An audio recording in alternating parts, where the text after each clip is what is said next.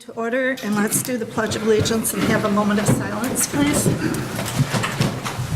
I pledge Allegiance to the flag of the United States of America and to the republic for which it stands, one nation, under God, indivisible, with liberty and justice for all.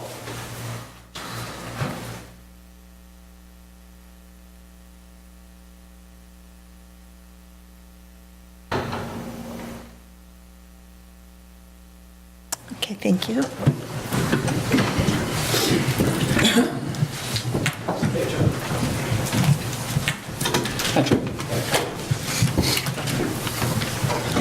Okay, Terry, do you want to do roll call, please? Sure. Frost? Here. Bailey? Absent. Helmut? Here. Dolan? Present. Sardi? Here. Okay, approval of the agenda. Prior to approval of the agenda, I'd like to make a motion to add under 10E, under new business, correspondence from the Assistant Manager, Marketing Communications Specialist, Drew Benson. I love how the title changes constantly. Support. That's what the DEA calls Sure it is. Dependent upon the need of future Exactly. prospective employers. Support. I'd like to move the minutes down to Sorry. 11. It'll be I. Support.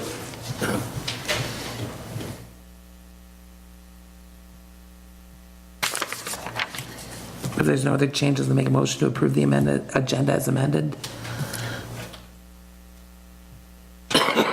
Support. I really don't know how we're doing this. I'm not sure. Should we just go back and have two We don't have to make a separate- motion to add everything, just say you want to move it, and then it's included in the motion to approve the amended agenda. So, is that what you're doing, Mo? That was my motion, and Okay. Joe That's supported my it, I support. think. All right, so we have a 4 motion by times. Helmut, supported by Frost, all in favor? Aye. Opposed, same sign. No presentations. Madam President? What? I just wanted to, Mr. Bailey, he did call Drew yesterday and said he was sick and wasn't going to be at the meeting tonight. I wasn't sure if you were aware of that.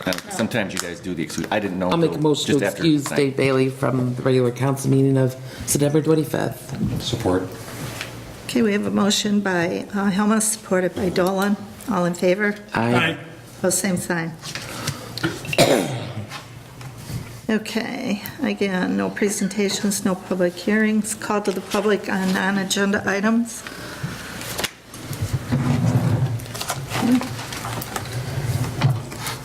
And we have the consent agenda. If I- 8A, I'll make a motion to approve consent agenda 8A, I and II, did you have something you wanted as to? well as... Go ahead. Just leave it at that. Support. Did you have something you wanted to? I just want to say, things like the band boosters is that something you guys want to approve or disapprove? Or, I mean, or is that something that we're okay with allowing them in-house to allow them to do those sales on the corners?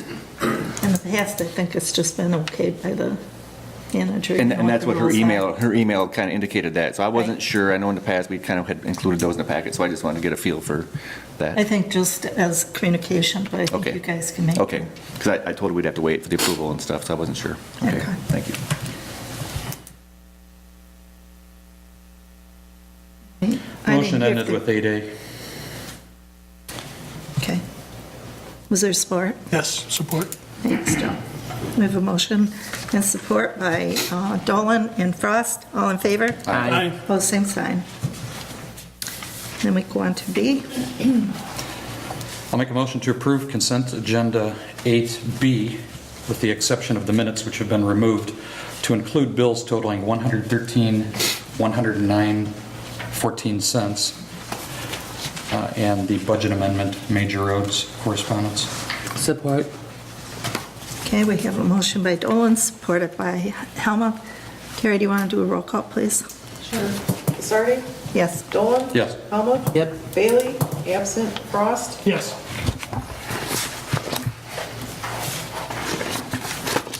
Okay, moving into unfinished business. The second reading and adoption of the International Property Maintenance Code and the International Fire Code. Joe, did you have anything? No, nothing's changed. Yes, yeah. After the previous reading, we had discussed the ordinance numbering, so we did some research on that. It happened to be odd how they numbered this ordinance. Previously, when it was amended in 2012, it didn't seem to follow the regular method of ordinance amendments of this. Things like this would have a .0, whatever the incarnation is afterwards.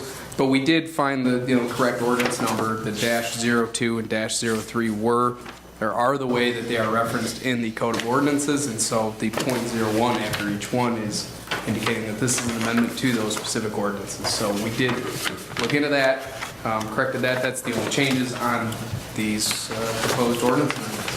Thank you. Thanks, Drew.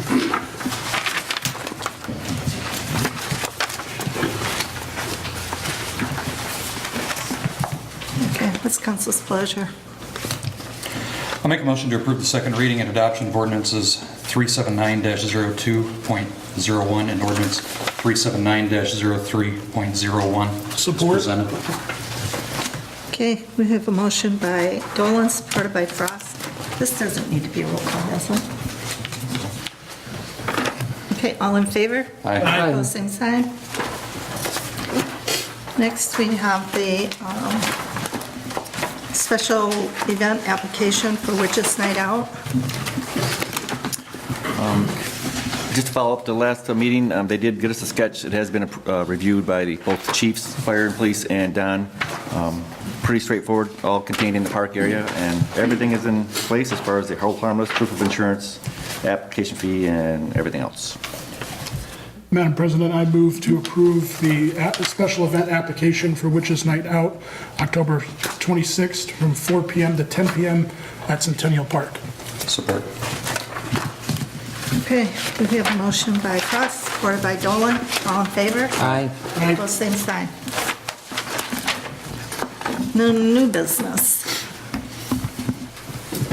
The request for the junior class to hold or build their float in the police garage. Again, this just came, and she had asked me, it was the day of our previous meeting, and I didn't want to put it on the day of, and so they were okay with waiting until tonight.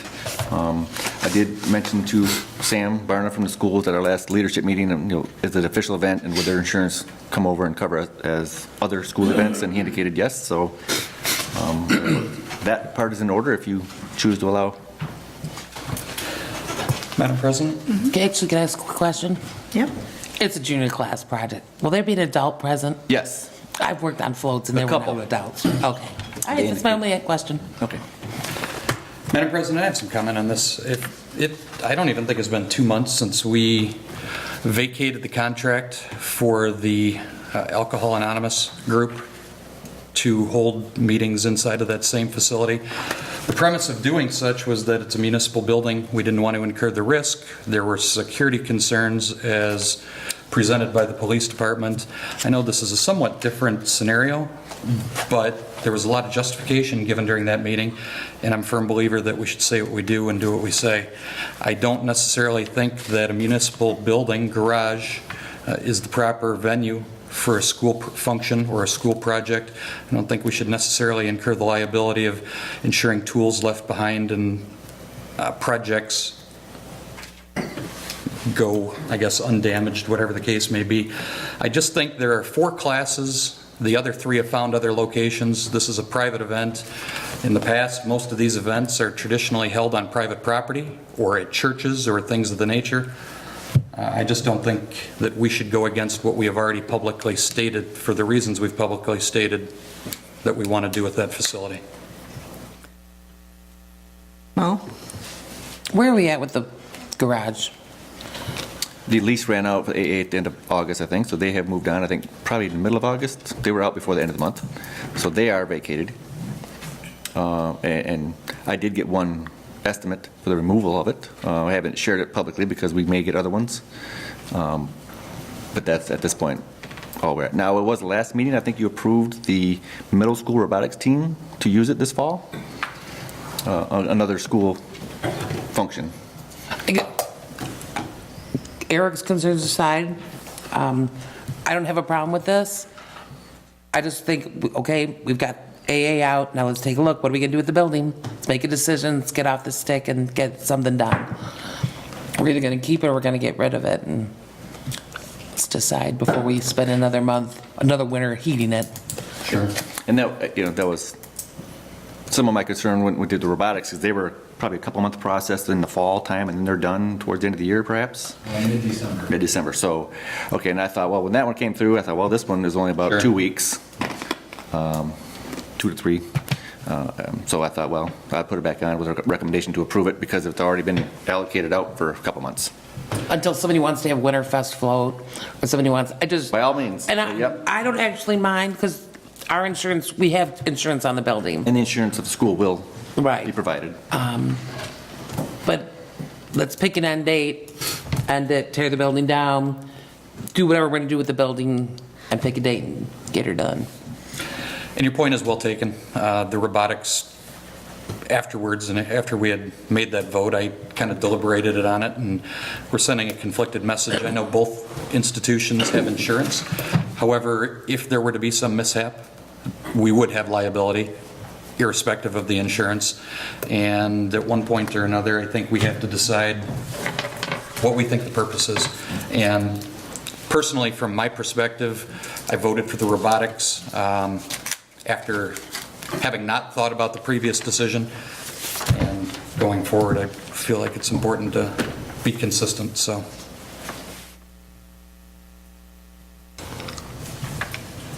So it's council's pleasure. I'll make a motion to approve the Oxford High School junior class float be allowed to work in the old fire hall, or whatever designation you want to call that building in the back. Support. Okay, we have a motion by Helmut, supported by Frost. All in favor? Aye. Opposed? Aye.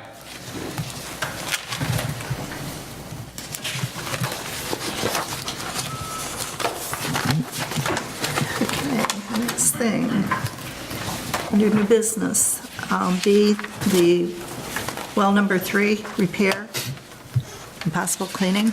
Joe?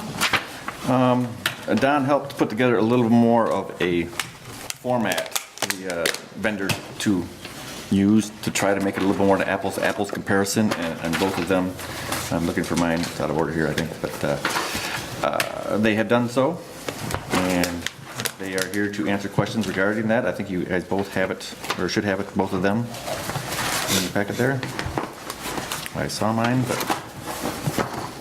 Madam President, based on the fact that we've talked about this ad nauseum, and I do appreciate the uniform form that's put in place to generate like-for-like bids, I would make a motion to award the bid to Peerless in the amount of $4,940 due to the significant cost savings between the two comparable levels of work. I would also point out in the correspondence that we received that it's been highlighted what was drawn out through a session of questioning. Peerless suggests we would view the recommendation for cleaning in the first place as an attempt to obtain additional work and profit for no proper reason. That was my concern all along, and not that it was malicious, but it was unnecessary. Both organizations pointed out that there had been no diminished capacity. Both ultimately concurred there was zero need for a cleaning, although since it was a part, why not? I'd rather put the additional $2,000 towards the new police vehicle or something of the sort, but I do think it's important to focus on that statement in all of our future financial decisions.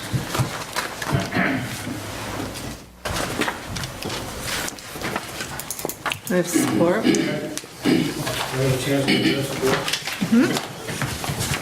Yeah, would you like to? Do we have a support for that before we discuss? Was that based on the pump quote only? Can you, okay. That was based on the option A for the material and labor for adding chemicals to allow to set for 24 hours, start the pump and surge the well, minimum of 8 hours, check the pH, and pump off to waste. What was the minimum prescribed remedy for the situation? So were the pump dollars taken into consideration? I'm not an expert in the matter. I'm going off of what the bids are. Okay, but I mean, there were two bids here. One was for the pump, one was for the well cleaning. I guess I would ask you, it's your bid. I'm looking at what was presented to us for the work. Don, did you only present the cleans, or we not considering the pump at all? I'm looking for the rest of my paperwork too. So, The bids were in the previous packet oh, for the, yep. for the rehabilitation of the pump and the well. This is just for the clean. So was there a difference in the pump cost that would offset that difference you just talked about in the clean? It appears that there is a difference between the two. And also, when I was here before, I pointed out that we had stainless steel impellers and stainless steel. Okay, I think you asked my competitor what he was offering, he said bronze fitted. Correct. I believe I asked both of you individuals what your services would be and what the differences between the two were. And I think you said that they were probably about the same in wear. I think we're talking about the cleaning method, correct? No, I'm talking about the pump old, because not only is there a difference in cost maybe, but there's a difference in material that gives you more life on the pump. And I believe we had already discerned that the pump had already reached a pretty significant age, and Yeah. one thought that the repair, Yeah, but what we're both offering you is a new bolt assembly, and there's a significant difference between the construction of the bolt assemblies. okay, And that's what I was drawing out when we met prior to, was the fact that we have stainless impellers that last a lot longer, where my competitor's offering a bronze fitted pump. I believe, if I recall correctly from the previous meeting, that your competitor had a slightly different opinion as to the significant longevity of the two. And I heard that too. Oh, watch your Sorry step there. about that. So I- Speaking of So I longevity. brought these Liability. facts, these are actual facts, to again refute, because we do and have in the past provided bronze fitted. We don't provide bronze fitted anymore because they've taken the lead out of bronze, and we feel they've weakened the bronze. Our pump manufacturer, Hydroflow, provides stainless steel impellers, which will give you a lot longer life than a bronze fitted pump, and these are the engineering facts. These are not things that I dreamed up. These are right off of a website. So when you're comparing pumps just on dollars, you also have to compare pumps on construction. Sure. And there's a significant difference in the kind of pump we're going to provide for you. So even if you award this contract and they do the pump work, if they do it for a higher price with a less material-based pump, and determine then at the same time that you don't need to clean the well, you're not saving any money. Well, I'd let your competitor address your comments. And we both commented to you that we didn't believe the well needed cleaning. Correct. Okay? And the only reason I brought the cleaning up in the first place was because the well has not been touched for 17 years. And I didn't want to have to come back to the council after we pulled the pump and ask for some cleaning if we did video of the well and saw that it needed it, because you physically can't see what's going on until you video the well. I completely understand what you're saying, but you didn't necessarily offer up that information. It wasn't without a direct line of questioning in which that information was generated from you, as I recall. Is that correct? And as a matter of fact, I recall that specifically there was a bit of hedging as to whether you would concur that the cleaning was not necessary.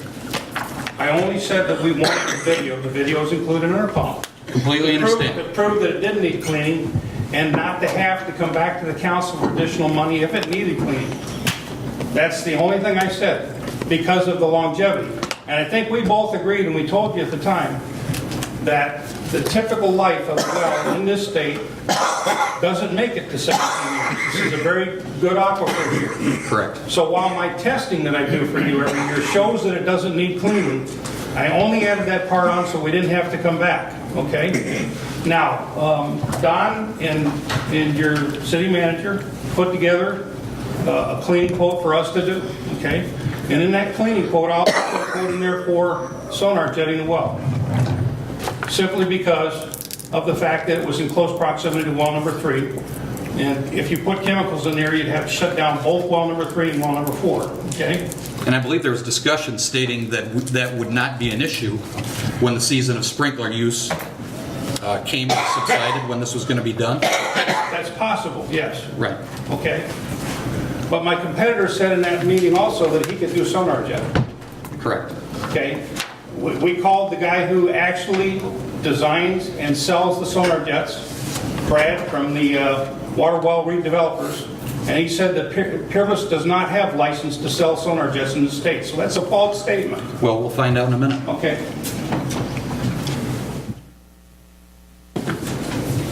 Sue?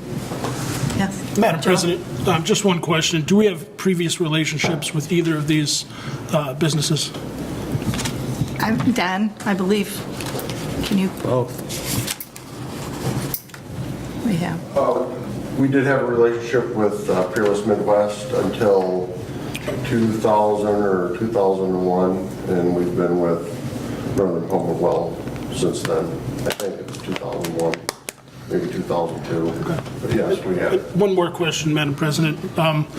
Do I understand correctly that Northern Pump and Well is a Michigan-based company? Yes, we are. And the other company is out of Mishawaka? That is correct. Okay, thank you. Madam President, just touching on that comment, and I understand where the councilman's going with that. I do concur that two of those points do carry some level of weight, in my opinion. However, at the end of the day, the expenditures to a reputable and quality facility stating that it can and it's licensed to conduct a business is, in my utmost priority. Fiscal savings, in my opinion, is where we need to be focusing on as long as we're talking about comparable work. Frankly, I don't care if it's a local company. I don't care if it's a state of Michigan company. I care about saving the taxpayers of Oxford as much money as possible due to the fact that we have numerous other responsibilities, such as funding other equipment for the village, things of that nature. As long as the work is comparable in quality and they are both reputable companies, that's my priority. Okay. Would you like to speak? Yes, I would. After listening to all that, I think it's appropriate I make a few remarks in rebuttal. First, to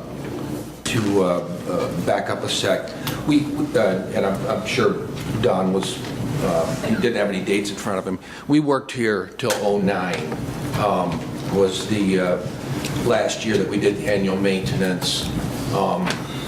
That was the year that Dave was let go by our firm, and then he took the Oxford business with him basically to his new employer, just to provide you the history of what occurred. With respect to our location and our workers, we have a shop in Fenton, we have another one in Ionia. Your account would be serviced with Michigan personnel, tax-paying Michigan people. So I want to be clear in that regard. Regarding our licensing, Peerless Midwest is owned by Suez. Peerless Midwest has a license for Sonar Jet. I'm sorry to have to discount what you previously were told, but that we are licensed for that. No problem in that regard. With respect to the way that the work, and this whole debate is somewhat irregular. Very rarely do people like us meet councils in this format. The typical arrangement is what happens in most communities. The testing work is done. The work is then submitted to whoever it gets submitted to for review and approval as far as the recommendations. Then the work is completed. This is what typically happens. I don't think there's anything unclear about the way the work was proposed by Northern Pump and Well. Cleaning was certainly put out there as something desirous. This is done not only for this community, but many of them. This is a method, a marketing method. And the way we do things is based upon data, intelligent solutions, wise use of resources. There's no data to support that this well needs cleaned, contrary to what I think was being proposed. What I've got here, just to support what I'm telling you, is a graph. I don't have one for everybody, but it does show in graphical representation, and I could pass that down the line here to this gentleman. Basically, we use a unit of measurement called specific capacity, all right? That's the unit of measurement utilized in our industry for measurement of well production. The graph that they're looking at right now shows the last 26 years history of that well, and it's currently at a quite a high level. So there simply is not indicated the need to do that type of work. There just isn't. Next, I would talk to you for a second about the materials of construction, about our equipment. It's worthy of note, the pump that's in there now is a cast iron bronze fitted pump. It has lasted quite a long time. To my records here, that pump has not been out of the well since 2001. 17 years. That's a long length of time. What does that demonstrate? It demonstrates the quality. We propose to go back with the same. It demonstrates the quality of what's in there. So we do have a disagreement with respect to materials of construction. So that pretty well runs down the list. I'd be happy to take any questions.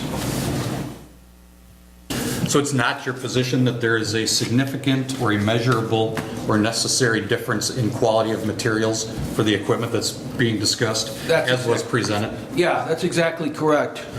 If there was a problem, you would have seen it by now. This equipment has held up very well. So essentially your position is what's there now is what it would be replaced with, and it's held up longer than it should have, essentially? That's in correct. layperson's terms? Furthermore, the base bid is overhauling, okay? The bowl assembly that we're discussing here is an optional. If the unit comes out and it is in overhaulable condition, then you go back as an overhaul and not a new assembly. The only time this debate regarding materials of construction would come into play would be if a new assembly was deemed to be needed. And this will be determined after the unit has been torn down and inspected. And I just want to step in and say my apologies for not ensuring that the previous bids were in the packet. This sheet was the one we discussed 3 meetings ago, I believe it was, in August, where they spec out the base bid price with cleaning, both of them, and then the base price, without cleaning, base price without cleaning, and they both are there, and then the base price with the new bowl assembly if required. Is that correct, gentlemen?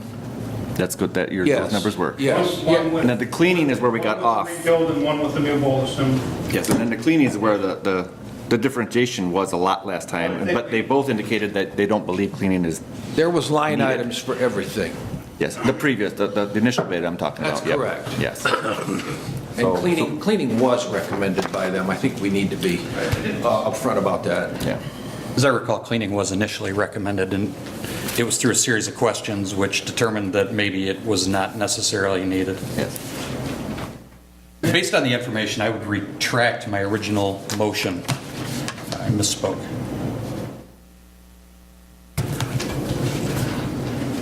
I'm at a disadvantage. I was not at the first meeting in August.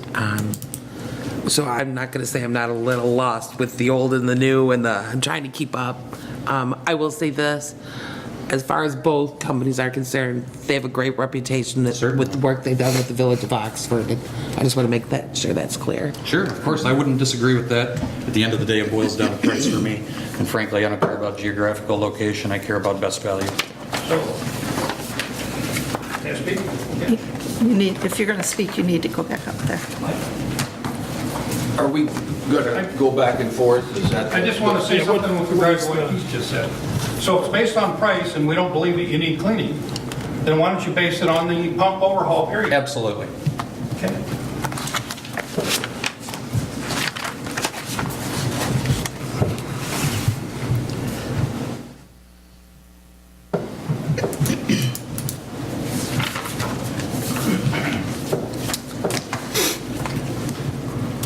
Okay, so what's council's pleasure?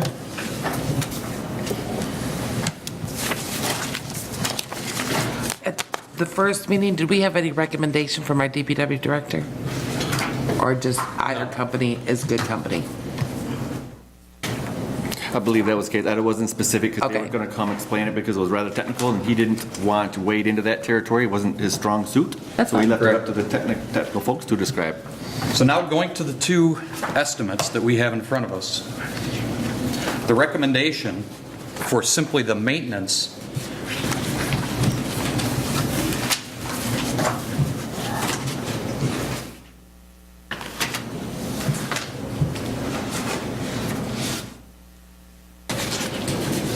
I think we're looking at two different things. We have three different estimates, but I don't see on the new estimates which ones include the actual mechanical work Right. as opposed to the cleaning. So does that mean what you just presented us is what we're defaulting back to? Right, the base price without cleaning and the base price with the new bowl assembly that were provided. We're initial, looking at- those are still in play. The questions came up about the variations and the various options and the Gotcha. cleaning that were different in their approach. And so we wanted to kind of bring them closer together for that reason. And at this point, they both, described it as not really needed based on the data. The So cleaning based portion. on that information at hand and combining the two, the estimates from today involving specifically the cleaning differing costs and then the mechanical difference, I would amend my original motion to award the contract to Peerless Midwest for the specified work as required for the contract bid of $15,068, noting that the differing bid is $15,702 from the competitor. And also making a note that the difference which has been described in the mechanical parts and the substance utilized seems to be inconsequential due to the fact that the pump using what has been deemed by the competitor as an unsatisfactory component has lasted significantly longer than it was ever intended to last and is more than sufficient for our use. I'll support. But I guess I have I'll support for discussion. Okay. So we're only maintaining the route. We're not changing the bowl assembly. We're not doing a cleaning. We're only doing the maintenance. And what happens if they do the video and it needs to be cleaned? Do they have to come back to us? We both told you, I think, both clearly told you, I believe you needed a new bowl assembly, not just a maintenance. So, decision should be made on the new bowl assembly. Because your pump's been in there for 17 years. You don't have any way of knowing that until the unit's been torn down and inspected. And So they give you a contract for maintenance, are you going to come back if the bowl needs to be repaired and tell them you need additional money? I think you should respect this board, Dave. I am. Quit butting in. My motion stands. But I'm only stating what everybody else stated in the first meeting, that we both clearly told you. It would probably need a bowl assembly. No, Dave, you're not. Okay. You guys are going to be done, you have to get up there and discuss it. You're gonna- Yeah. I'm sorry. That's it. So, Mo, did you get an answer to your question? Yeah, we're only approving the maintenance. If they need more than that, they got to come back. And we have 30,000 budgeted. Is that what I read in here somewhere? Yeah. In that line Okay. item, yes. Okay, then I have no more questions.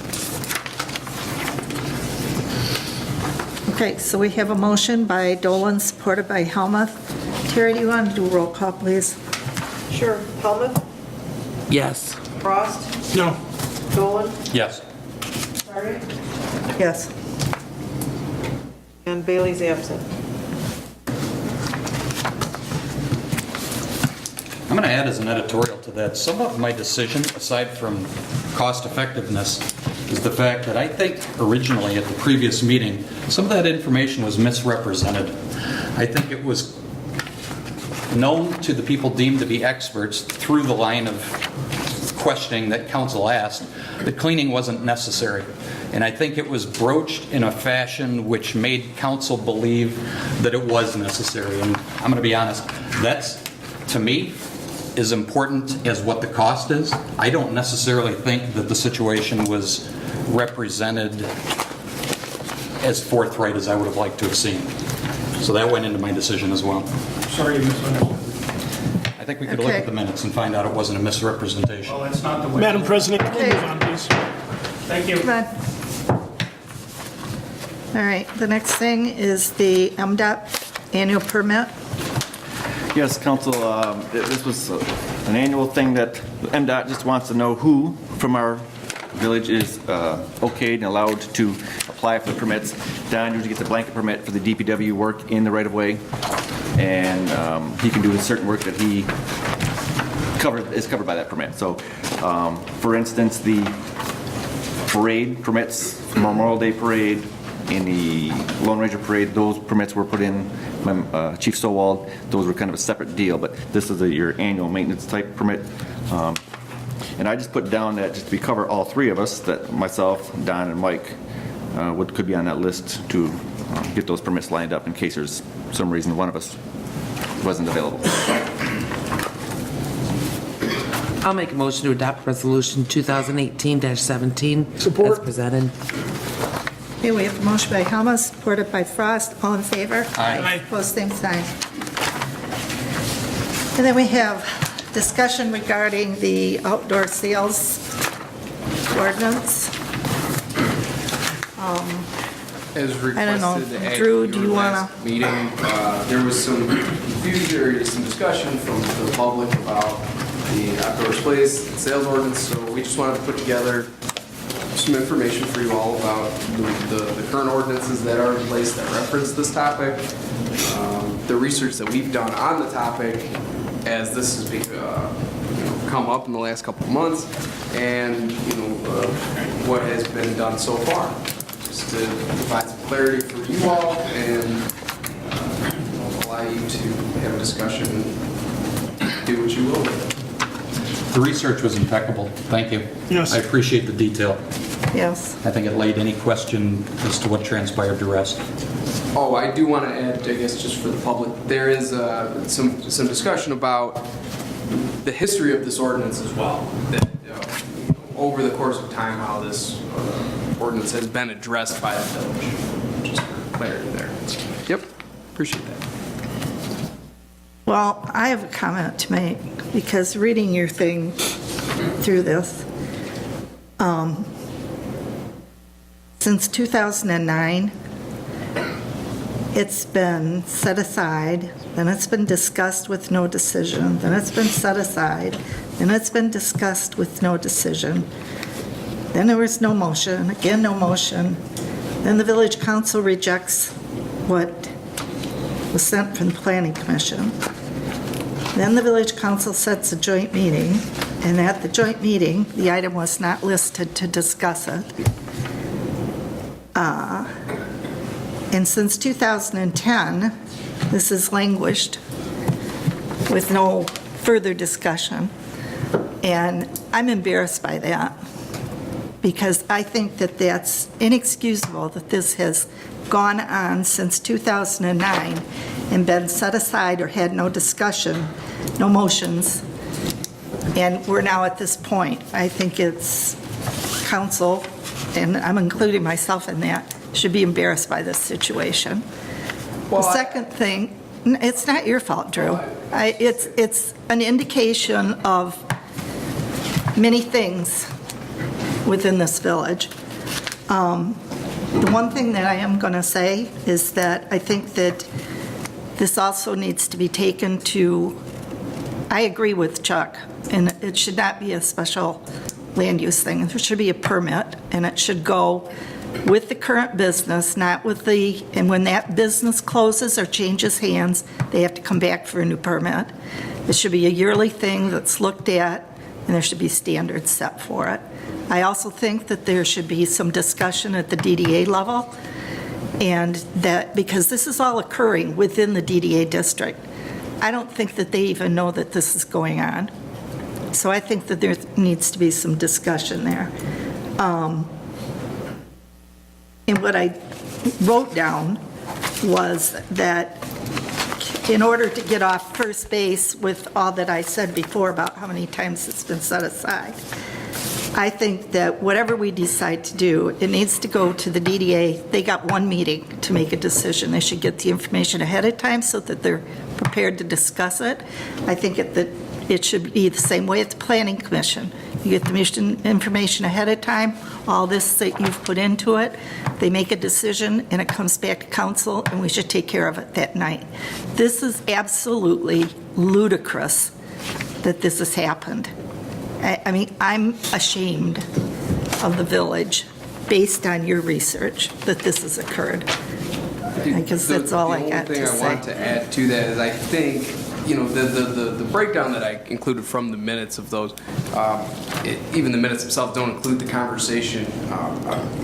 Based on what I read, I think it was a policy decision by council to not adopt the proposed ordinance. That's conjecture. But it's still been since So the question is about since 19, enforcement more. 2009. And everybody said we're going to discuss it again, and it never gets listed as an item, which leads me to say, I know that we used to have a list of things that we set aside or things that we had discussed and we needed to rediscuss and redo. That used to be listed on our agendas, on the back of the agendas. I know that it was taken off, and I know why it was taken off, but I think that that needs to be put back on there. Council should not be embarrassed by a list of things that they need to do, and it just keeps it in the public eye. This is a classic example. Joe? Madam President, a couple questions. So as I understand it, there's currently a mechanism, a procedure for property owners to receive a special land use approval for this. Is that Not in that correct? zoning district. Not in that particular zoning C2. district. We see too. I see. The downtown has the ability to put stuff on sidewalks through a different Right. ordinance. Right, From like okay. East Street and the south. So, but north of East, they're not allowed unless they get the C2. So in the C1 trans area, like where Burdick Street equipment is, nope. And where Chuck's north, nope. Not in the C1 transition. Good.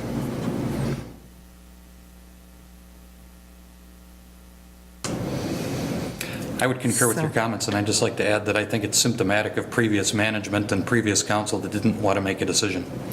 And as opposed to putting themselves out there and being accountable for a decision, right or wrong, they chose the path of letting it languish. And I think we need to make a decision one way or another and be accountable for that decision at this point. I'd like to say, I think it's more about the fact that the Planning Commission and the Village Council had very different ideas of which direction they wanted to go. And when nothing was moving forward because they couldn't agree on anything, it sat. And unfortunately, things got a little crazy after that with our entire structure here, so. And it's safe to say that it's a completely different council for the most part, and a mostly different planning commission now. So I think the best recommendation is to send it to the planning commission to study, to involve the DDA, and for them to provide a recommendation. I believe, reading back, that either Mo made the motion and Rose supported it on the one to send it to council on the minutes that I read. So that's, so you guys, two of those people sitting in the room were part of it back then to try to move it forward. Since 2010? No, I think that was 2009. I think it was 9. So since 2009, it's sat there. Nobody's done anything. Nobody's kept track. Nobody's had it on their radar, including me. I'm including myself in this. And it just, And I think part of it is the council members might have been reluctant to open up the floodgates and to go to special land use, which again caused problems by shortening that leash, gives you a little more control and stuff. One more question, Madam President. You know, we do contract with professional planning consultants to make recommendations. Are you aware, Drew or Joe, has a recommendation come from our planning consultant on this? In the most recent, with 2018, not a specific policy for it. This was brought up to the Planning Commission a little while ago that, we had noticed this issue administratively and we were looking to start that conversation. I don't believe there's any specific language proposed. Okay. I did include in the packet the proposed ordinance amendment from 2009. Right. Just for you all to review in terms of potential language, at least of what had been proposed. So I would say that there's already a fair amount of work has already been done Right. for this topic. It was pretty restrictive, I think, though. Isn't that what, when they referred to the outside or open air business in the ordinance now in the C2 district, is kind of mirrored after this old one. It kind of morphed. It's allowed, what's allowed in the C2 district now, they refer to as open air business, and it is very, very restrictive. For every linear foot of frontage, you can have half that in square foot. So if you have a 30-foot wide building, you're allowed 15 square feet in front of your building. So to me, it's almost like it was written that they don't want it to happen. That's rather restrictive. That'd be one piece of equipment, maybe in Burdick Street equipment. One more question. Is this part of a more broad issue of there's perhaps too many varying zoning districts within our downtown? Our downtown, as per the downtown development ordinance, extends from north of the fire hall to the Marketplace Plaza. And so, and within that, there are several different distinctions. You know, some of the properties that are in question are within that walkable zone and perhaps are part of the core. And that would alleviate, part of this issue. Maybe we look at the zoning as well. But I think that the three bodies, the DDA, the council, and the planning commission, need to have a consensus or agreement on what they want their downtown to look like, or what they want the DDA district to look like. And I think that we don't talk to each other. And I think that's unfortunate, and I think it's unfortunate that when you have a joint meeting, you can't come to some consensus, and then everybody, it's majority rules, and then everybody go with it and try and enforce that and work with that. And we don't do that. It's been about a year since our last joint meeting. Is it time for another About 2 one? years. We had a joint meeting with the DDA last October. Is it time for, because we passed the grant information for the streetscape at that meeting? That was the only thing that was on the Right, but agenda. I guess my point is, would it be wise for us to discuss this in joint session with the Planning Commission and the DDA, with the planning consultant and members of the public there to address this topic? If you could come to I would say yes, if you could come to a consensus that night. It should not sit and languish. You shouldn't be setting it aside all the time or having no discussion or no motion come out of it or anything, which is exactly, in 2026, I'll be saying the same thing if I'm still here. I don't want to go through that scenario again. Joe, you started. Yeah, and I guess what you kind of, like we talked about the budget stuff, find out where you want to be, what's acceptable for everybody, then work your way back. How do we get there and keep it narrow and keep it focused on this one issue, and maybe that'll build a little progress. Find out what is acceptable to them. Ideally, I would like to find some sort of immediate or semi-immediate resolution to the problem at hand to support these businesses. If you take a look at our downtown, they clearly need support. We're, in my opinion, regardless of where you put the blame, not doing a good job supporting the businesses. We have an immediate problem right now. As I understand it, we've cited several businesses for this violation. I have no interest in sending it back for a joint meeting where there's going to be circular discussion with no resolution. There's not going to be any conclusion at any of the branches. The last time we did this, I believe a year ago, it resulted in nothing but talk. Our body has been nothing of talk since I've been involved. And frankly, I'd like a decision. I'd like a motion with a deadline, with an objective. Which is kind of what I was saying. Right. And that's why we invited a couple of the businesses here last month. I think the message from after the June 19th Planning Commission was, we want to hear from the businesses who are affected by this. Is that correct, Mo? I mean, you were there, I think, and you versus us trying to create it and push it to you guys, you wanted to hear from them to hear their side of it, if that was part of it. And so 2 of them came that are in that predicament right now and spoke last meeting to try to help give you guys understanding of where they're coming from. Well, I think they were at this meeting, too, the last council meeting. That's what I mean, at the last meeting here. Oh, you Right. said planning commission. I thought, I'm sorry. This is September. Chuck, did you want to 26. say something? As far as possible resolutions, what about the concept of suspending that portion of the ordinance, enforcing the onus upon the municipality to immediately resolve it? That was going to be one of my questions tonight. There was four of them that initially we had contacted about this. Two of them we've deemed are legal non-conforming because they've been doing it for, in one case, decades. And so with McKenna, we discussed it that we believe that like Lakeland Water, soft water is okay to do it, continue what they're doing. It came down to two other locations, Burdick Street and Chuck's unique things. Unique, there you go. Those are the two that are on our radar who have both been cited, and I believe both have paid the ticket. I know Chuck has for sure, and Steve told me he did as well. Part of the discussion tonight was, are we going to further enforcement on them, or are we going to suspend it while there's some agreement to find a way? I don't think that we can keep ticketing people Right. when it's clearly our problem and has been for a decade. Again, and that's why we were in a position of, based on what the Planning Commission said, to cite the people if they're out of compliance, and we did so. They came and kind of gave us their input on it, or gave you all the input. Okay. I have no problems putting a moratorium on this until, say, January 1st. But I want to sit here and say that this is the council who write tickets. Why don't you write tickets? Just write them a ticket. So that's what we did. And this is what happens when we write a ticket. So remember that the next time. How come nobody's writing tickets? Well, nobody's writing tickets because we don't want to see Chuck every day. As much as we love you, Chuck.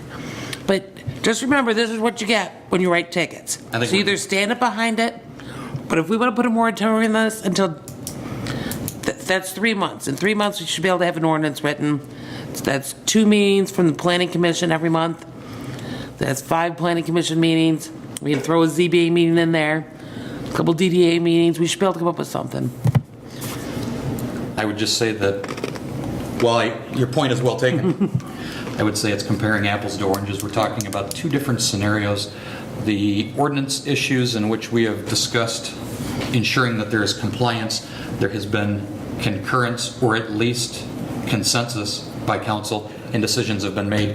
This is a situation in where none of the municipal bodies can make a decision which negatively impacts the businesses in this community.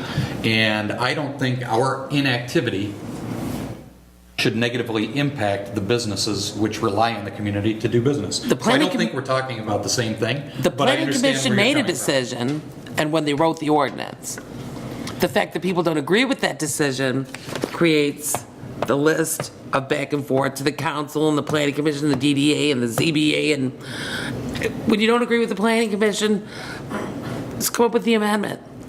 But no one liked what they came up with, so let's put the moratorium on them, point it in the right direction, get McKenna involved, and write the new ordinance, and be done with it, and then stand by it.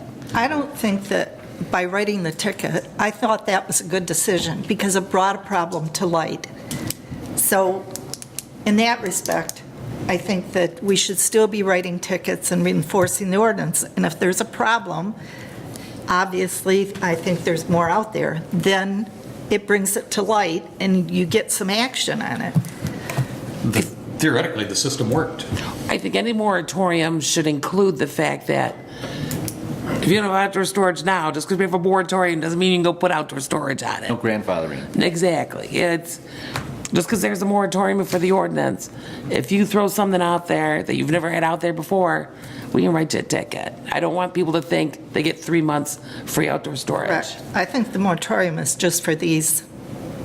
I think the ordinance should stand. The moratorium is on these 2 businesses. And I would inquire on the legality of that. That makes I would too. That I makes think a little we have- squeamish. I think we have a complete lack of continuity and selective enforcement, and I would welcome a moratorium, and as a result of whatever comes with it, that's going to determine how serious we take it. I agree. I don't want to I don't go like till what that's going January. to potentially could result in, but the responsibility is Here. I think that January is too long. I think Well, that you can accomplish it within 6 weeks. I'm sorry.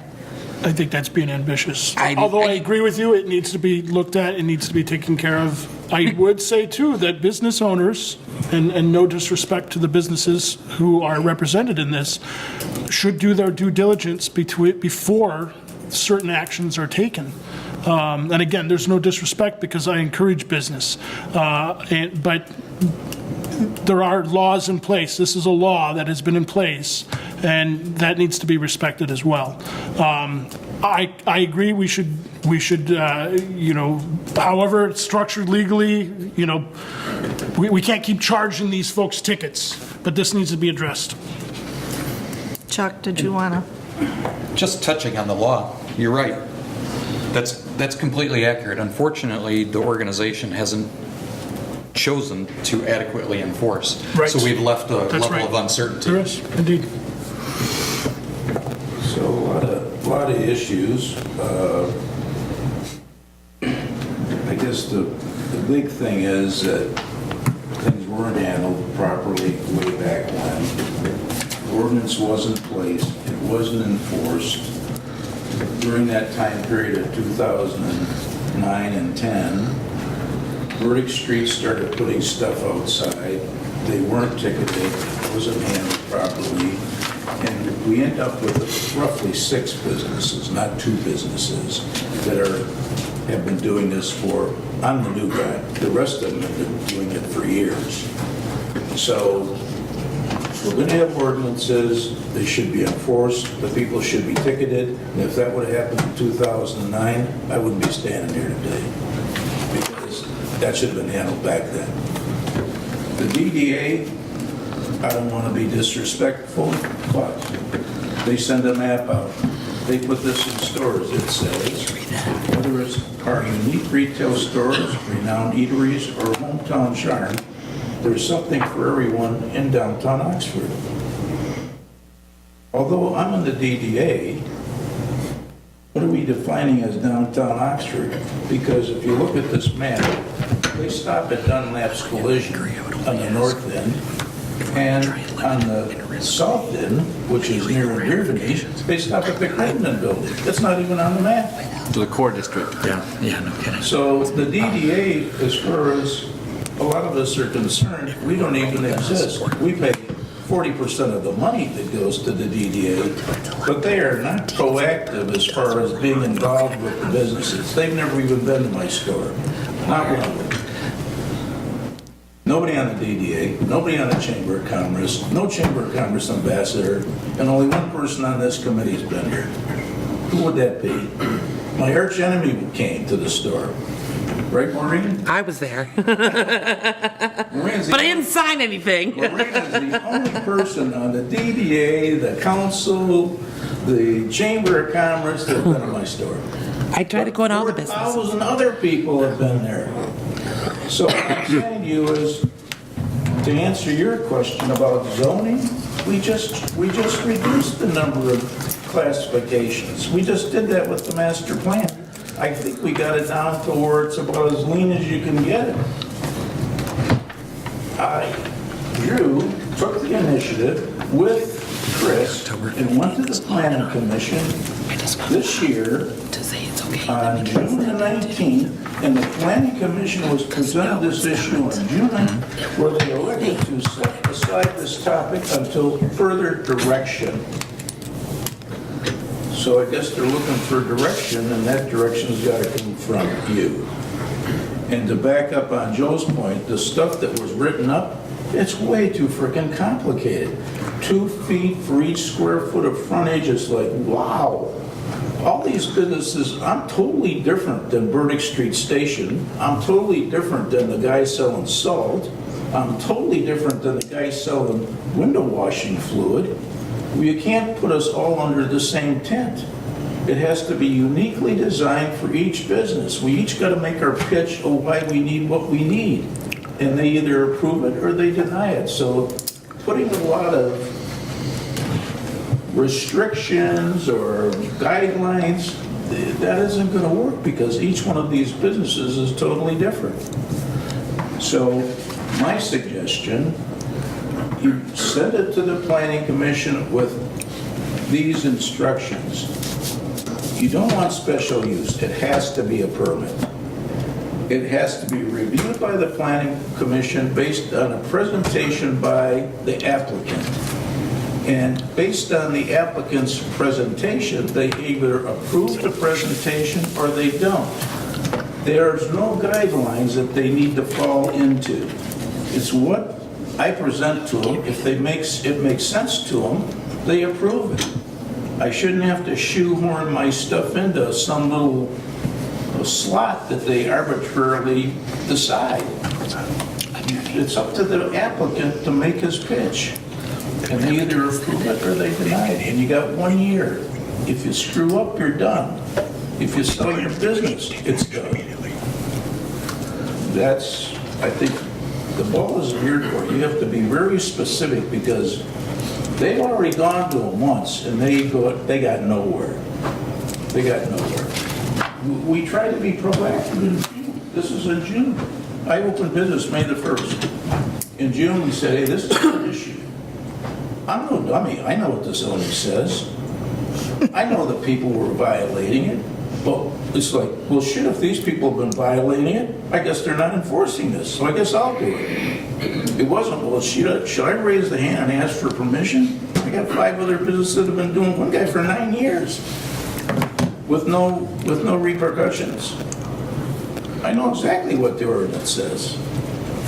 I know the ordinance very well. Okay, that's it for me. You probably know it better than any of us, Chuck. That's what I thought. I'd like to make a I motion. know better than Chris Corey. Yes, I know you do. I'd like to make a motion to place a moratorium on the enforcement of the outdoor storage section of the zoning ordinance as it references the C1 transition district, with the understanding that no new outdoor storage can occur that doesn't exist currently, with the moratorium to last until October 15th, so that the attorney can review this and make sure we're on the right track, with the planning commission to have this on their October 3rd agenda. Support. We're gonna have to put an extension in, Chuck, but I don't want to put something out there that Bob's gonna go, oh, you're gonna get sued. So just give us 15 days. Actually, September the 23rd, we're going to do this by October the 5th. No, we're not, but we're Probably gonna have to extend it, review it by our attorney by then. But if we put a 3-month on it, we're not going to have the meeting for 2.5 months. The planning commission can look at it on October 3rd, that's our next meeting. Yeah. Yeah, Tuesday. Oh, what do we do, man, on Tuesdays? I think, October 2nd meeting. I would hope that you include in that motion to have some response from the DDA also. It is their whole district. I can't tell the DDA to give me an answer by a certain date. If we want it placed on the DDA, when's their next meeting? Not until the 3rd Monday in October, but let's have a special one. October 15th. I don't think we can schedule a special meeting in the DDA. No, but we can We can ask talk to them. Glenn. Right. I'm not going to include that in my motion. Joe, talk to Glenn. I think Glenn's going to be in on this. And I believe first and foremost, we want to brush the language of the no more expanding by Bob to see if that holds water. And that was Right. part of the reason for you keeping it short, I believe. Yeah. Make sure we're on solid ground before you extend it. Beyond that, that's all. Read that Or extend it motion as again. recommended by Bob. Yes.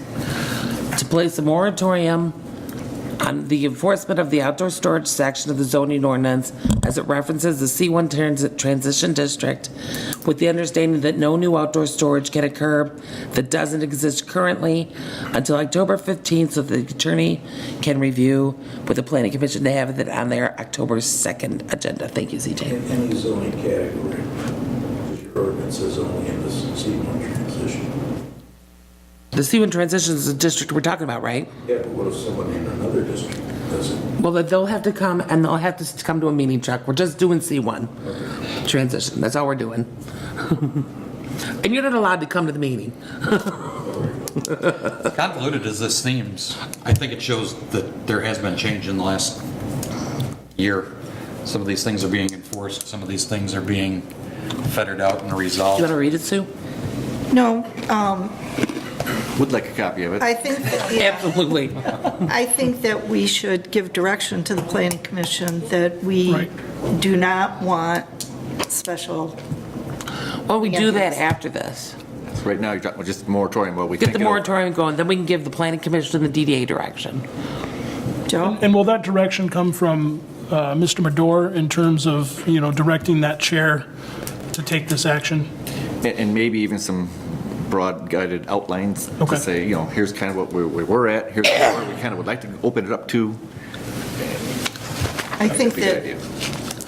I think council needs to give a little direction. I've been complaining about a special land use that has been given to a business downtown for 2 years that is in violation, that continues to be in violation. Nothing's been done. I've come to dislike the special land use because Forever. it goes forever with no oversight, nothing. And I think There's a Chuck's motion on the idea table. together. Yeah, but we're For discussing it. discussion. Yeah, I think you're getting a little off topic. No, I don't. Okay, that's my opinion. Separate from the motion but concurrent, we should schedule a special meeting. We shouldn't be waiting for everyone's respective monthly meeting. So are those things that we're going to make another motion for? As direction? Sure. All right, who seconded your motion? I did.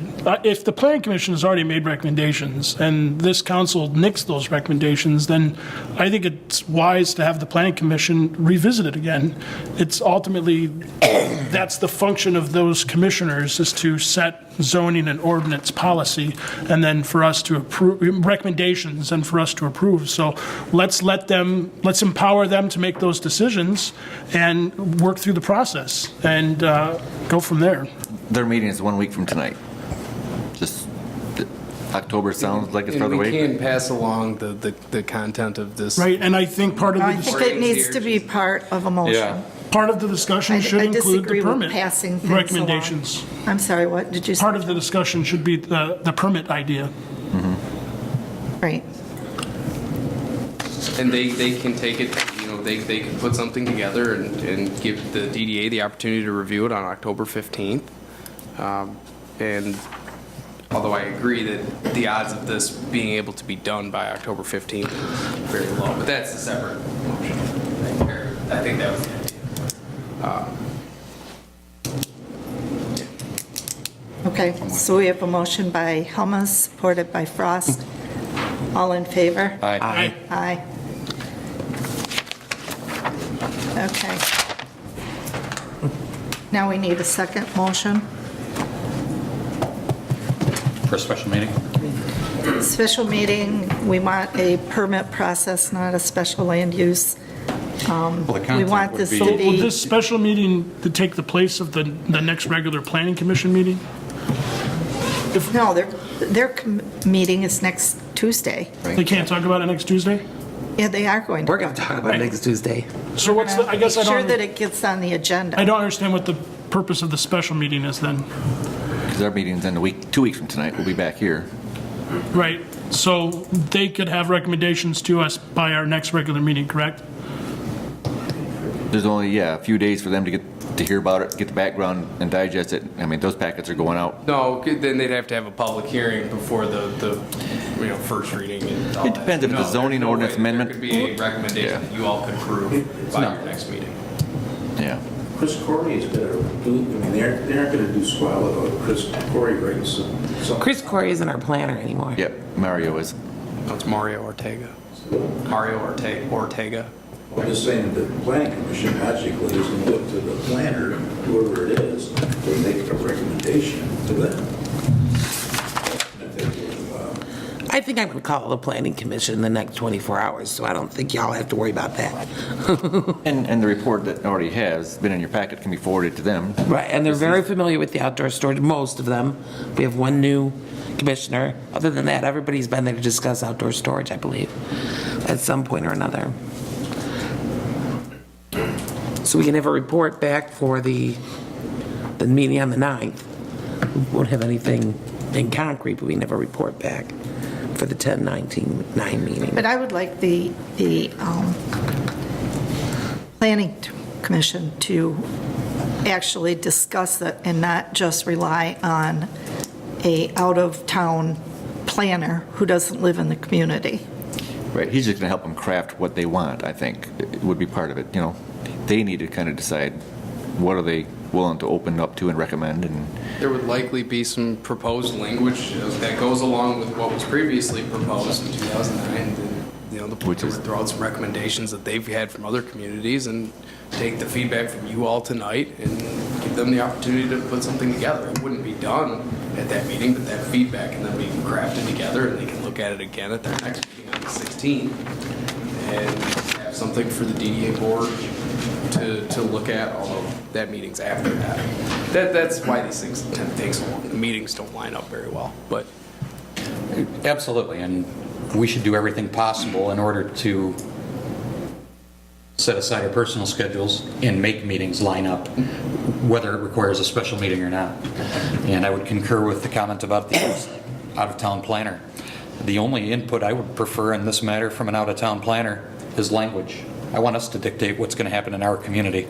We too often defer to someone else to make our decision, to then try and fit the round peg into the square hole. We need to decide what we want for this community and advise them, make it happen. Period. Right. I would agree totally. I haven't necessarily been satisfied with our planner in the last 2 years. You working tomorrow? Drew and I will come up with a presentation to take to the Planning Commission next Tuesday, so they're very familiar with what our concerns are, what the issues are, and then we'll bring Mario in and let him know what we want. Let the Planning Commission know that council would like a permit-based rather than a special land use. Look at all the properties in the district, make sure whatever we're gonna do is gonna work for all the properties, and not all the properties except for the one at the corner of East Street, or this one, or we don't want to cause any problems. There are going to be more problems in 4 years. And then we can bring that back to this council. In the meantime, it can be on the DDA agenda. It'll be after the council meeting, but we'll have to bring them in before we do any ordinance, first or second readings, anything like that, and get there. In the meantime, talk to Glenn about it, Joe. Thank you. It's what we do. Starting today. Hysterically laughing. Okay. did you vote on that motion? No. That wasn't really a motion. I thought you had one on the table. Oh, she's got it. We voted on that one. Okay. Voted on. Oh, that's right, you were contemplating a second one in the meeting, that's right. Right. Okay. Okay, E. Communication from Drew. so I passed out to you all tonight a letter that I submitted to Joe and Glenn yesterday. Tonight. I will be leaving the village. My last day will be October 4th. I've accepted a position in another community. I gave some, forewarning of this. While this is a 2-week notice, it's a little bit more than that, but my biggest thing is that I want to make sure that every project that I've been working on and everything that I've been involved with, that it is a smooth transition to Joe and Terry and with Glenn. I like to think they've done a very good job of communicating with the new administration across the board, and so I think that compared to where we were when I first got here last June, this transition will be very smooth. I would also like to thank you all for the opportunity to serve this community. I really have enjoyed my time here, and I feel very good about the strides that we've made with the new chief, same DPW director, but so thank you for this opportunity, and I will make myself available even after my last day to answer any questions and to help on anything that I can. Drew, no one likes a quitter. Congratulations, whatever you're doing. Yeah, absolutely. And if you ever need a recommendation in the future, don't hesitate to ask any of us. Drew, I try and say it as frequently as possible. You were exactly what was needed when it was needed, in my opinion. You brought a level of research that certainly wasn't here, which resulted in unbelievable work product, in my opinion. I think it was, you know, I make no bones about putting criticism out there, but also when warranted, putting high praise, and I think everybody has seen all that. But I highly, highly appreciate everything that you have done. The work product that has come before us, from the history to the specificity to the details, has been outstanding. And I, for one, greatly appreciate everything that you have done for this village in the very short period of time. And I say that not as a council person, but as a resident and a taxpayer. It's been worth every penny, even though some people might have disagreed. Thank you very much. Thank you. I appreciate it. I'm going to echo what Eric says, and you're going to be truly missed, Joe. I don't think that people realize the amount of energy and work that you have put forth in that job that, quite frankly, has never been put forth before. And we're going to notice that you're not here. So thank you for everything you've done. I want to refuse this, but Madam President, I make a motion to approve the resignation of Drew Benson with regrets. Support. okay, we have a motion by Frost, supported by Helmut. All in favor? Aye. Aye. Opposed, same sign. All right, next thing is taken off the agenda, the minutes. Mo, you wanted those? I gotta get to the minutes. In the minutes, the motion to, where'd it go? What line is it? 47, 48. The approval of the minutes for the October 28th. The motion was to receive and file, and I don't think that was the motion.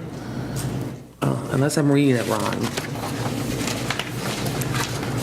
Because that should have been to approve with the dollar amount, rather than to receive and file. And if we did make that motion, then we have to go back and do that motion again to approve the bills.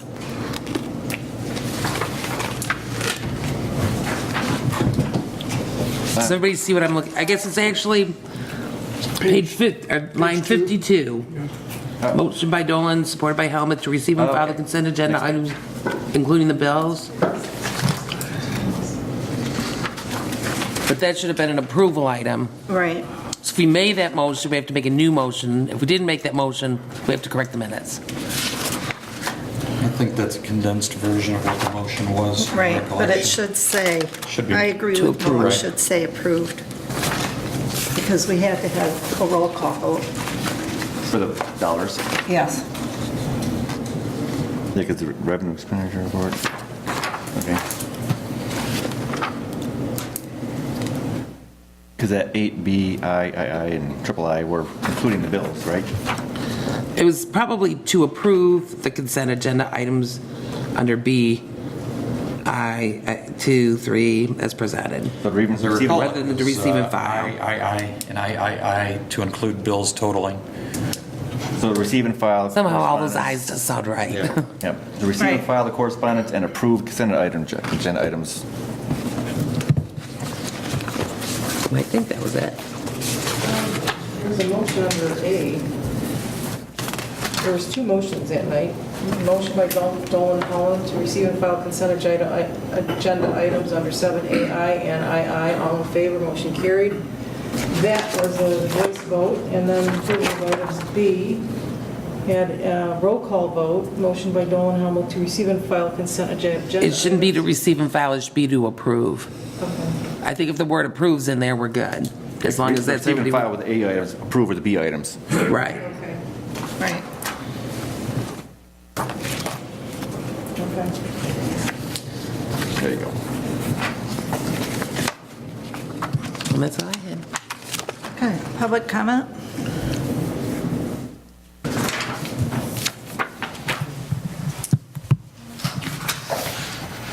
Drew, do you have any to report? The biggest update I can think of is the Planning Commission has started conversations about it, working on an annual action plan for their commission, and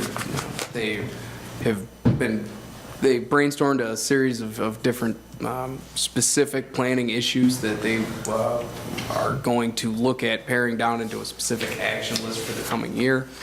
This will, in any potential expenditures that could come from those, would be kind of go along with the action plan that would be presented to you all to for review and approval. And so it should make them accomplishing different tasks and things a little smoother, and I think will provide good direction.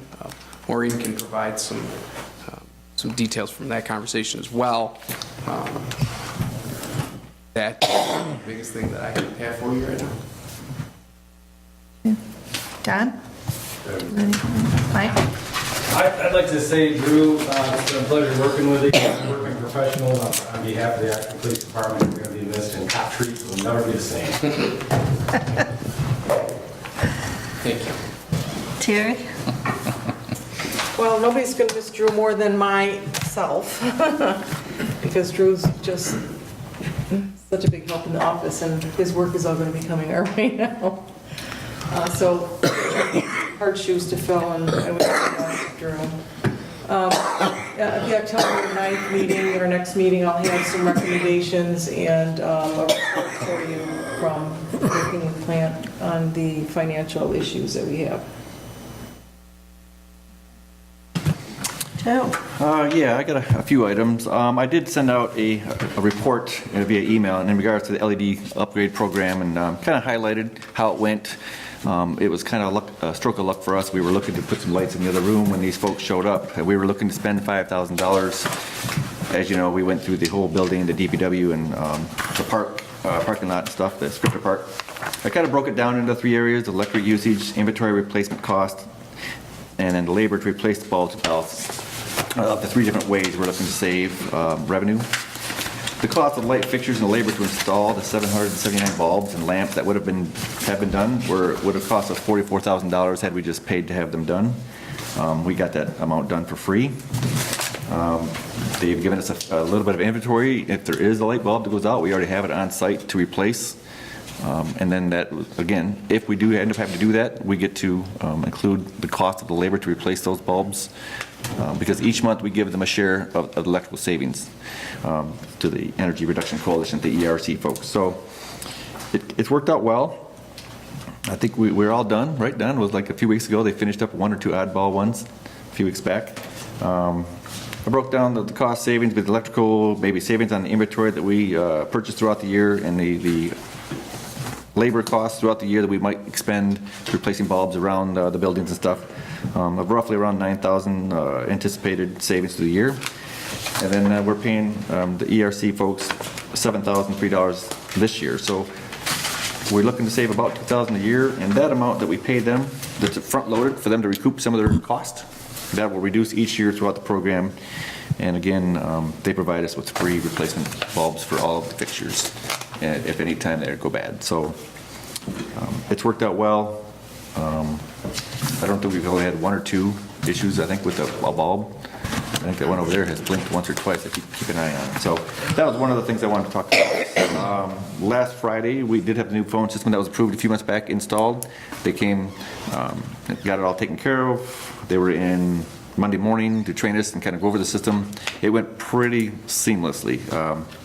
It went well. It was a pretty long day for the folks doing it on Friday, but they're working well. A few weeks ago, we approved the boring samples for the parking lot and the Burdick Street. I reached out to the contractor again today. They expect to be in town sometime next week to get those sample and boring samples done.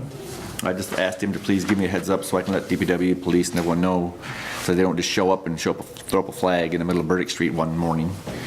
About 2 weeks ago, I did meet with the road commissioner over at the Glassby and Burdick intersection to see about a possible left turn green arrows at the intersection. It's pretty well set for that location right now with the 4-way light system that's in place with 4 cables, the box cables they call it, so they wouldn't have to upgrade that. Perhaps they can even use the existing control panel that's there. It had 4 empty slots in it. So the gentlemen that I met, the engineering guys, we're going to take that information back to the traffic engineer to review that. This was a request brought to us from the Oxford schools. They know if there's some cost there, that they would be bearing that cost, but they're still interested in seeing where it gets. The left turn extension lane was wrapped up a few weeks back, and we've received many positive remarks. The fire chief, the Oxford schools, and others have talked about how much better it is in the morning. Vicky, who drops her daughter off each morning at the high school and comes down this way, has indicated how much smoother it is getting through that intersection. So I think that was a good thing. It's made it safer, I believe, going through there. 51 South Washington here, there's a restaurant where the sushi place used to be. A new tenant has signed up and gone in there. We've had a real bumpy start with them. Doing work in there, unpermitted, middle of the night. The officers have been trying to keep an eye on it. We put a stop work order on it. I finally spoke face to face with the new tenant yesterday in the office. We have a tentative walkthrough with myself, the building official, and Pete Schultz for the fire next Thursday to try to tell where they're at, where they need to back up, where they need all the permits to right that wrong. A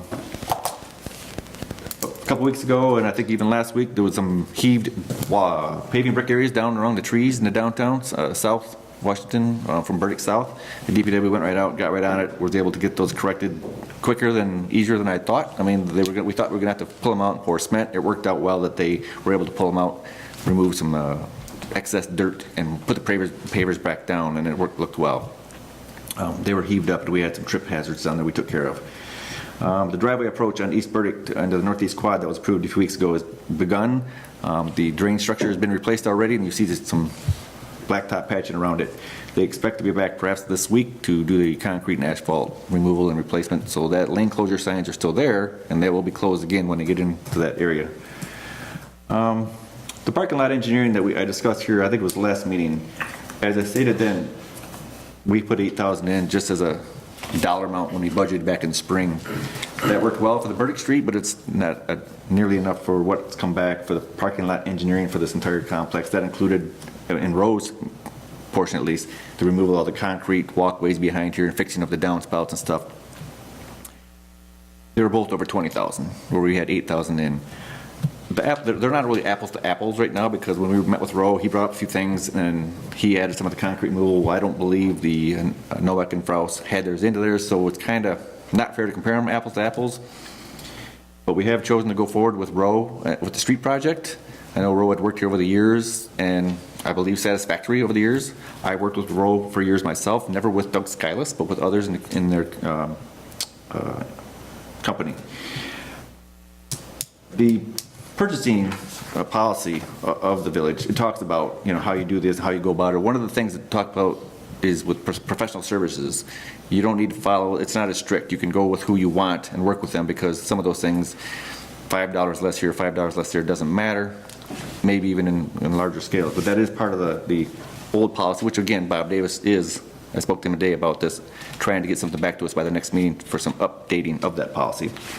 I don't think that part of it was something that he was honed in on. But professional services, it says competitive bidding shall not be required in respect to contracts for professional services. In any other case where competitive bidding clearly is not practical, or where no advantage would result to the village to require competitive bidding, the council, upon written recommendation of the village manager, may authorize the execution of a contract without competitive bidding. Where a contract is let without competitive bidding, the proposed contract shall be approved by the village attorney as to form and content, unless prepared by him by direction of the council and submitted to the council. So professional services is a little different than projects. So before we go trying to get Nowak and Roe to move here, move left, move right, and try to find them exactly the thing, I think it might behoove us to choose our engineer and try to move forward with the options for the parking lot, because it's a large beast. It can be done in bites. He can do a lesser engineering on the front end to give us an overall concept. And to try to do that on a dual track with a competitive bidding process moving forward is just really cumbersome. I don't know Nowak and Fraus's work other than the recent things we've done with them. I have no issue with them. I have no reason to believe that they're not adequate. They both provided us bid for the projects for the road, and we're both, in the ballpark. Roe was a little cheaper. Perhaps they were hungrier. I'm not sure. So I'm not really sure what's best to go forward. I'm not sure what the council's pleasure is. I know if we choose an engineer, it's kind of good to stick with them for a while. And I'd like to see something like that, and kind of would like some direction from the council how to move forward with that. That's all I have related to that particular thing, and we can go back to, I only have one or two more things here. Mo, a few weeks ago, you'd asked me about the PFAS testing at our plant, at the water treatment plant, and it was done. The DEQ did come out, and I think we provided those things. I did forward the email to you today. I'm not sure if you saw it, the response I got from Highland Treatment.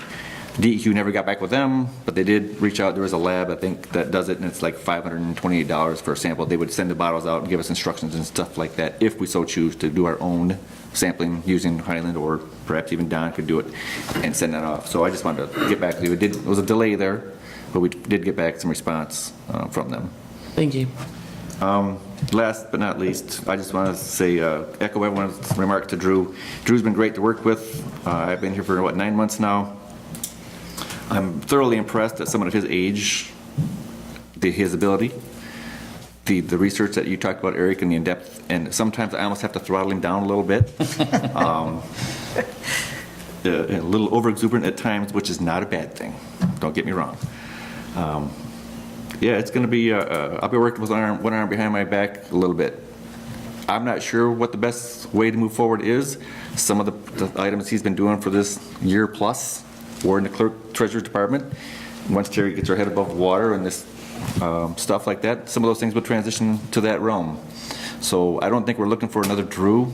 There isn't one out there to begin with.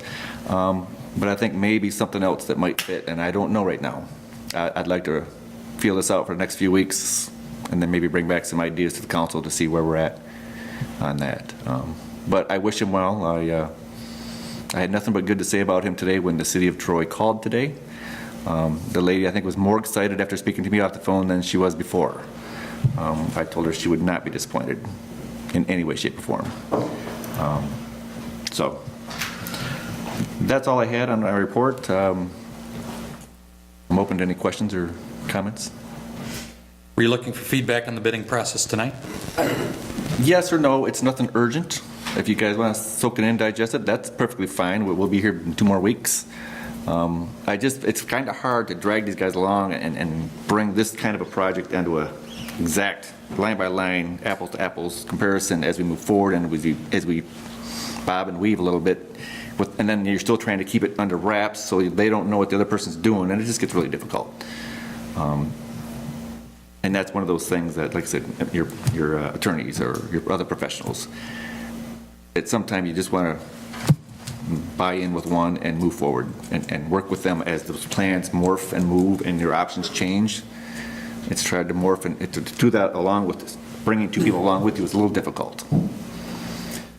Kind of is what we talked about at the previous meeting in regards to this. I would prefer to have every project somewhat defined on what our vision is, and I would like to have contractors have the opportunity, because I think obviously competition breeds efficiency and cost. I do not subscribe to us hand selecting a contractor unless there's a defined reason. I've had 2 contractors in the last 2 months specifically come to me and express concern that they didn't think they were getting that call. And I want to make sure that everybody has an equitable opportunity to provide professional services, because we are a public organization.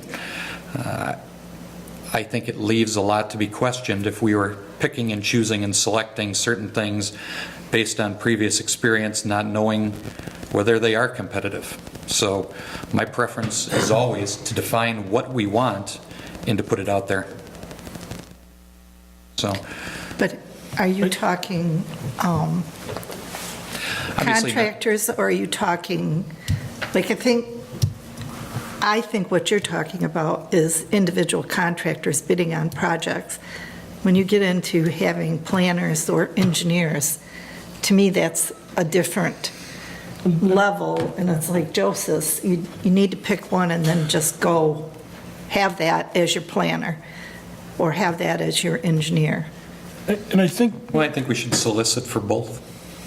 On every project? Yeah. Not necessarily day-to-day operations, but if we are, conducting a project, yeah, I do believe, unless barring emergency circumstances, it's my belief that we should take the time and the opportunity to solicit the best deals possible. And many communities, sorry to interrupt, Mr. Dolan, but many communities produce RFPs, requests for proposals, request for, there's another term too that's kind of interchangeable with that. So, I'd like to see that, because then we know, planner X or engineer Y, they're looking at exactly what we want, timeline, et cetera. Completely concur. I don't disagree with the theory of what you're saying, but I think when it comes to your attorney, your engineer, you kind of have to, your planner, there's something to be said for continuity. They know where the village is going. Our engineer knows, okay, they've already done the whole southwest quadrant, they're gonna be looking to this way. It saves a lot of time, it saves money when they know where we've been. I'm not saying forever, but it never hurts every 10 years to get bids and make sure they're still in line. But to say, all right, we're gonna do the engineering for everything in Oxford Lakes, let's get 500 bids, when our engineers are already familiar with what we've got going, our policies on water mains, on sewer lines at the same time. So is it time? I don't know. Are the engineers like on retainer, similar to our attorney or our planning consultant? No.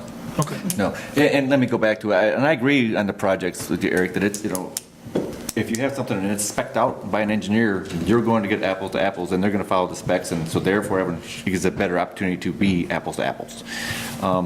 When it came time to write down a bullet item list of what we want out here in the parking lot, I'm trying to tell an engineer what I think. Sure. Look at this and look at that. Well, they're saying, well, you could do this, but I would suggest you do that. Well, okay. And then the other person says, well, it's hard for me to write a spec for an engineer who's going to show up with 20 years under their belt. Some had worked here before, some work here now.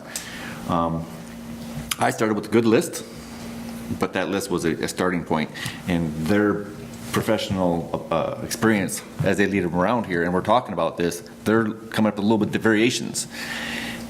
So it's hard to really compare them on an apples to apples thing, such as a road project. They're going to engineer it, and they're going to put that out. There's the specs, here's the quantities of asphalt, here's the number of linear feet.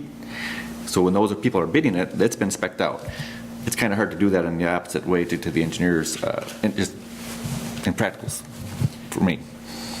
It just seems to me that taking a vision and proposing it in the manner Councilmember Frost had suggested, and then having the professionals come to us with their proposals, and then ensuring that they are within legal parameters. Now, they're not always going to be apples to apples. There is sometimes going to be some variance, but letting them advise us what the options are, Yep.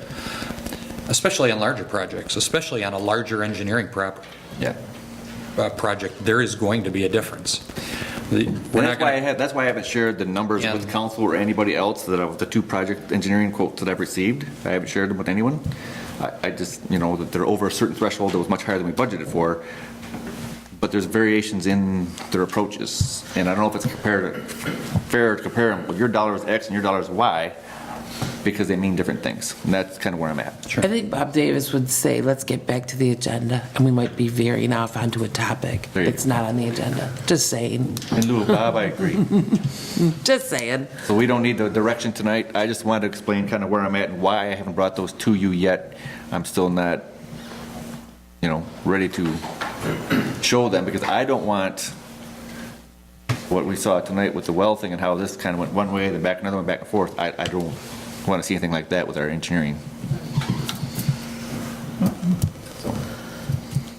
But, okay, so that's it. That's all I have. Council comments. Eric, I'll start with you tonight. In the coming weeks, I would like council to contemplate a special meeting. The last year has been transformational, as discussed. We've made great strides. A completely new administration's in place. Priorities have been handled. But I'd like to keep in mind that specifically, our council president has a running list of things that we would like to see accomplished. And I don't want that to get lost in the mix of day-to-day operations and to just segue into normalcy and comfort. I'd like us to actually continue constantly advancing and marching forward, and I'd like to see us decide what those priorities are in the short term and prioritize them and check them off a list, because as discussed with the code issue, those things just get pushed to the side and lost. So other than what I've mentioned previously, seems like everybody's doing a good job. Everything is quiet. Oh, code enforcement, I'd like to see maybe an emphasis put on driving around the village and handling some of the RVs and the boats and the trailers that are left in people's driveways. It's that time of year where people have taken them out of the lakes and off their campsites, and there's that let's close a blind eye and hope we get through April, and I would like to not see that. You got the email I sent back to you? Sure, absolutely. Okay. Thank you. Joe? No comments. Mo? Drew touched on it, but the planning commission had a pretty cool meeting a couple weeks ago. They're going to be coming to the council. They don't want to, but they're very adamant. They have zero budget. They want to be very particular not to spend any money, but they want to look at things like the solicitation permit and how that would impact the zoning ordinance with like food trucks. They kind of coincide. So they might want to tackle the solicitation permit, which the township is also working on, and a couple other ones that Jack brought up that the township's working on. We talked about maybe creating a non-conforming use, non-conforming property list, which I think we kind of are supposed to have, and we probably do have in an esoteric kind of way, but kind of firm it up. And there are a lot of other topics, so we're going to get that list together and touch on that again, along with our outdoor storage on the second. It's going to be a very exciting meeting. And that's it. Okay, I just want to remind everybody about the Scarecrow event coming up on Saturday, October 6th. We've had a problem with businesses parking on the sidewalks in some areas, and I think that the police department and the village offices have got a handle on that. Joe touched on the restaurant.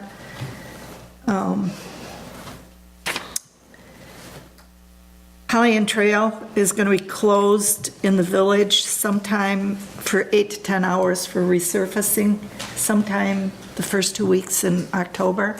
As soon as I find out the date, because we don't have an official date yet, I will let you know so that you can post it on your Facebook and the DDA, so we'll get out there, hopefully. October 12th. I don't think that she's got that firmed up. If it, Called and sent it to me October 12th. oh, she did, October 12th? In the papers. Okay, And seal coating, not resurfacing. okay. Thank you, CJ. I would hope it wouldn't have to be resurfaced already. But anyway, to remind people, because otherwise. And I've asked twice at 2 different meetings for the cost for the Lone Ranger, and I haven't got it yet. Did we get that tonight? Oh, you did? Yes. Okay. I didn't look at it all. Sorry, I gave it to you right before the meeting. Okay. 8 o'clock. And I think that's it.